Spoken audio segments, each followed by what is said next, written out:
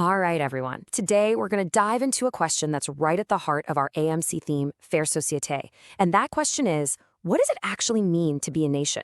It's a word we use all the time, but the real meaning, well, it's complicated, it's layered, and as we're about to see, it's incredibly personal. So let's unpack this together. Look at this. This is a primary source, an oath of allegiance from an Italian immigrant back in the early 20th century. Just listen to the words. He has to renounce and abjure, formally reject his old life, his allegiance to the King of Italy. This piece of paper isn't just some legal formality. No way. It's a huge symbolic act. It really captures the personal and political shift someone goes through when they decide to join a new nation.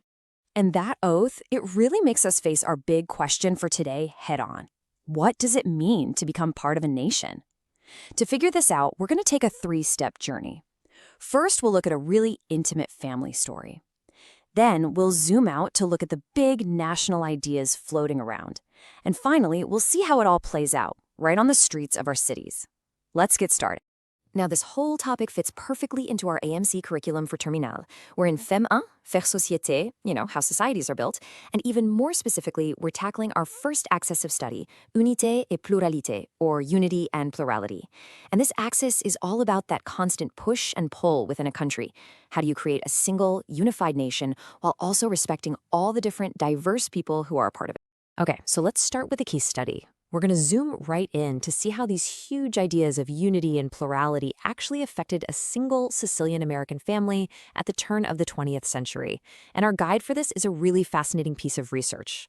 The researcher here uses a method called autoethnography. Now, this is a key term you'll want to remember for your analysis. It basically means the author uses her own personal story, the auto part, to understand bigger cultural things, the ethno part. So she's both the researcher and the subject of the research. And because of that, we get access to these incredibly personal sources like old family letters that really show us the human side of history. So let's analyze our first document. This comes from the autobiography of a man named FXG. He was a successful lawyer, and he was also the son of Italian immigrants. Now, pay close attention to his tone when he writes about his own Italian clients. He calls them strangers in the land. He even admits to having a feeling of revulsion. That language, it's so strong. It's clear he's trying to put a real distance between himself and his own community. The author of the dissertation gives us this fantastic analysis. She says that by only seeing the legal side of things, FXG created an existence in between.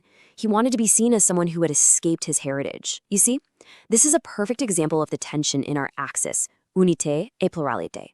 It's that personal battle to create one, single, unified American identity by pushing down the plural, the Italian part of himself. And this skewed view continues when he writes about his own wife, Laura. He calls her clinging and possessive, and because he wrote it down, that becomes the official story, the historical record. But the family's spoken history, the stories they pass down, they tell a completely different story about her. This is such a crucial point for us to analyze. It shows how official histories, often written by men, can completely erase or twist the experiences of women, basically writing them out of the story. And this gets us to the unwritten story. You see, while men like FXG were out in the public world of business and law, it was the women who were doing the real work of faire société behind the scenes. They built what's called the cortile, that's an Italian word for the courtyard network, where women looked out for each other, supported each other. They were the ones keeping the culture alive through food, through traditions, through language. Their work was absolutely essential to their community's identity, but you almost never find it in the official documents that men wrote, the ones that we call history. So FXG's personal struggle, it didn't just happen in a vacuum, right? Let's zoom out now from his family's kitchen table and look at the bigger national ideas that were shaping his world. What were the main theories about how immigrants were supposed to fit into America at that time? Okay, so generally speaking, there are two big models for how nations deal with immigrants. On one hand, you've got assimilation, which you've probably heard called the melting pot. The idea here is that when you arrive, you're supposed to kind of melt down your old identity and merge into one single national culture. But on the other hand, you have multiculturalism.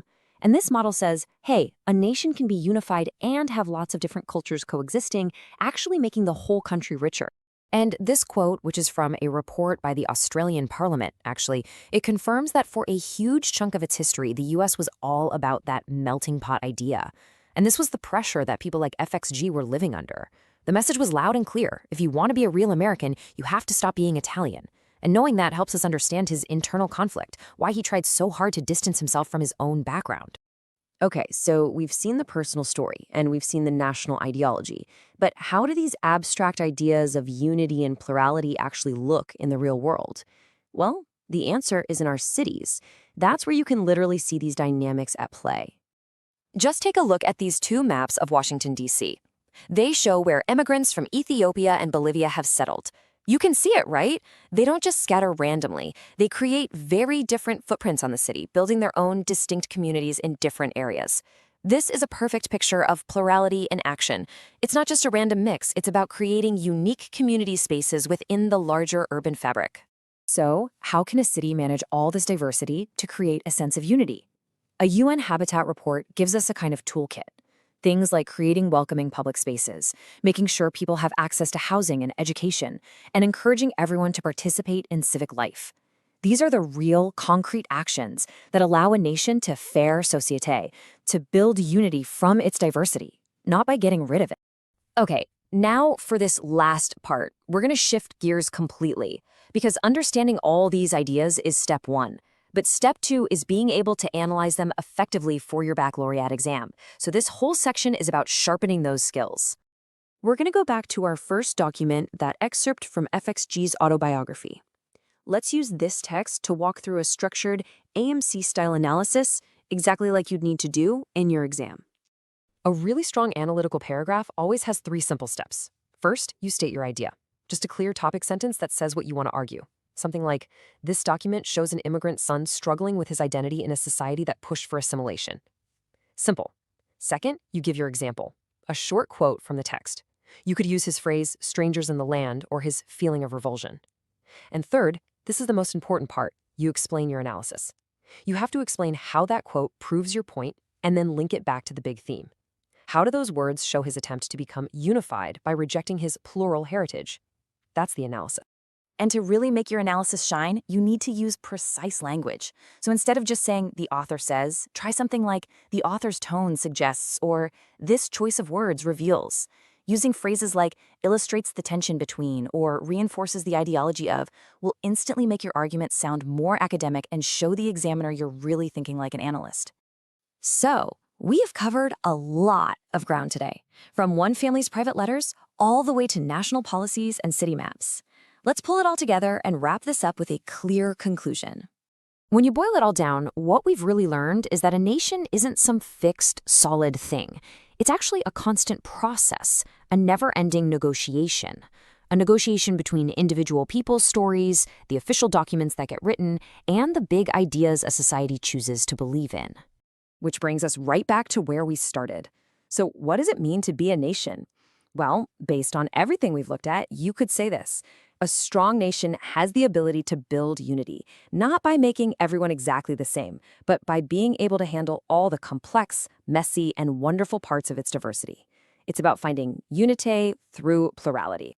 And that leaves us with one last question to think about, one that looks to the future.